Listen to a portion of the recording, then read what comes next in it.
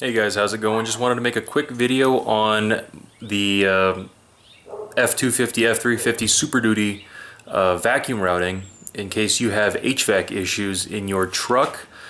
Say it doesn't switch from defrost, like it won't go to your blower won't change to your feet, or your upper vents, it just is stuck on defrost.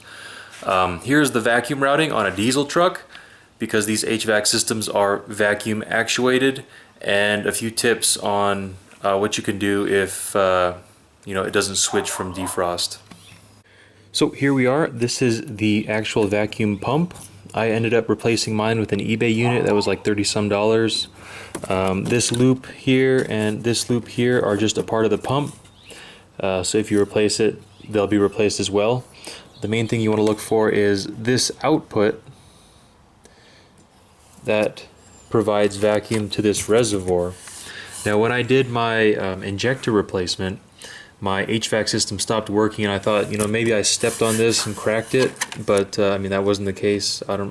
Not quite sure exactly what happened, but I replaced some things and it eventually worked. But what this does is it holds a reservoir of vacuum, because this pump is kind of small. It just puts out a little steady stream of vacuum, so it needs a reservoir for when things are actuated and whatnot. But from the pump, it goes into the reservoir on this side. You can see right there. And then there's nothing on the reservoir here. It's just this port and this port. And from this goes to this T. And from the T, you can follow this all the way to your HVAC line. Now this gets steady vacuum from the reservoir unobstructed. And the other side of the T is this red line, and you can kind of see it goes here, and this is your four-wheel drive actuator, because your front locking hubs are actuated by vacuum. If you I don't know if it's like a trim level thing, but mine you can put them in an automatic mode which actuates them by vacuum, or you can manually lock them.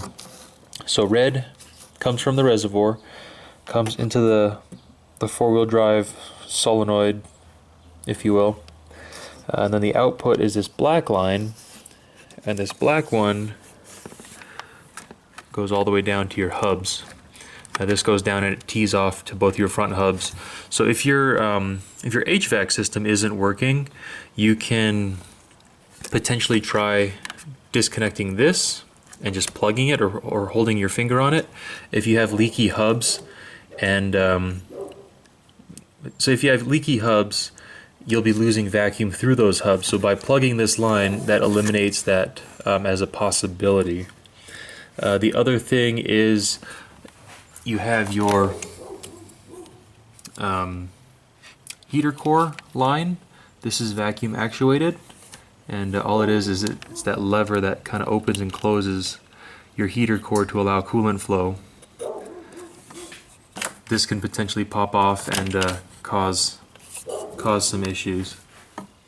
But anyways, it's just like a basic series of isolating each component of your four-wheel drive system and seeing when the change, when it occurs.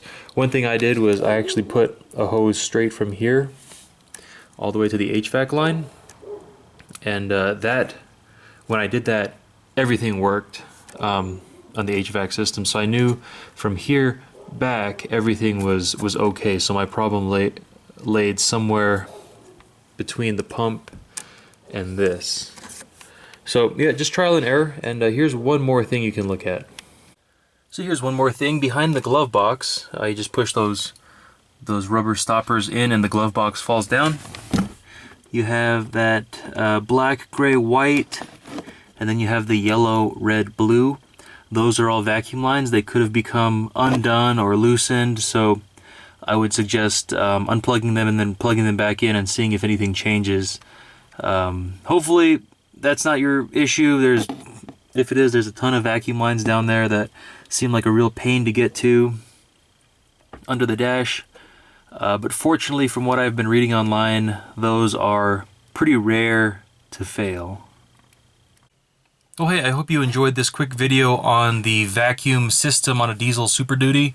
Gassers, of course, they have a vacuum in the intake manifold. Diesels do not. So a gasser would not have a vacuum pump, and your diagram would be a little bit different.